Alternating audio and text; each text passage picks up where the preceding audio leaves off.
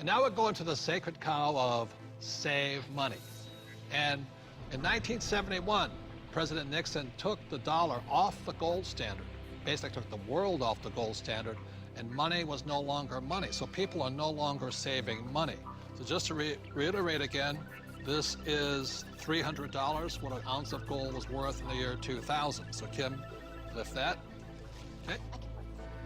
All right, and so this here is 1 ounce of gold in the year 2010, and it's now $1,100. Ugh, and this is why people are working so hard. I can do it, I can do it. Yes, I can do it. Barely. So the big reason I've said in my books for years that savers were losers is very simply because in 1971, the dollar stopped being money, it became debt. Right, Mike? Yeah, the rules all changed in '71. Before then, somebody, when they became working age, they could expect to put away 10% a year, and by the time they got into their 60s, they could retire on their savings account and expect to live off that interest. And in '71, everything changed, and they started creating currency on a massive scale. Worldwide. Ever since then, worldwide. And that is what causes inflation and the loss of purchasing power. So people thinking that they can retire, you know, back in the 50s, if you got $100,000 or $50,000, you could retire on that. You know?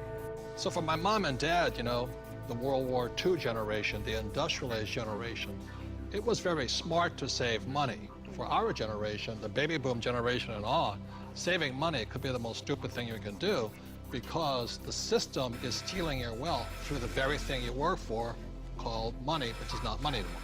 Right. And Real money is actually gold and silver. Money has to maintain its value over long periods of time. Currency doesn't have to. And this is all historically, currency. has always been, for thousands of years, this has been money.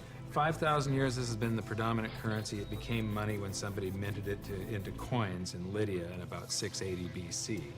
And each unit had the same buying power as the next one. They became interchangeable. So let me ask you this. This printing of money out of just paper, this has been tried before, hasn't it? Many, many, many times, and there's always one result. You get far, far higher prices of everything, but especially real money. When they start creating a whole lot of currency, eventually, gold and silver lie in wait. And then when the public senses this inflation of retail prices that is caused by inflation of the quantity of currency in circulation, they rush back toward gold and silver, and they have for 5,000 years. So name some governments that have attempted to print money. The Weimar Republic. I Which don't is know what I Germany. just did with that $100 trillion What about bill. the Zimbabwe? He's got a The Zimbabwe. Zimbabwe, yeah. Look at this one. This is the most recent, a Wait. $100 trillion note. You know, this is the largest note ever printed, And this 100 trillion. And this was printed in 2000.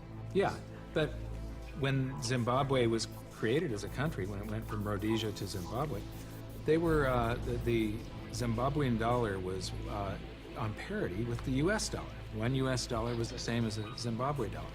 This doesn't buy anything today. It doesn't buy a cup of coffee. What, doesn't even buy a cup of coffee? No.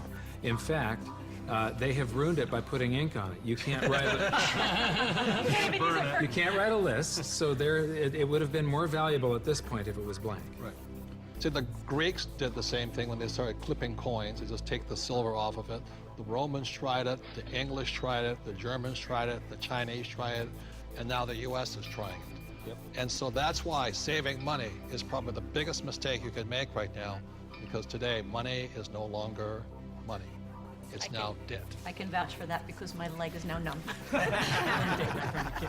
So all currencies throughout the world are in trouble, the same way this Zimbabwe dollar is in trouble. And that's the problem with saving money. After 1971, it was no longer money.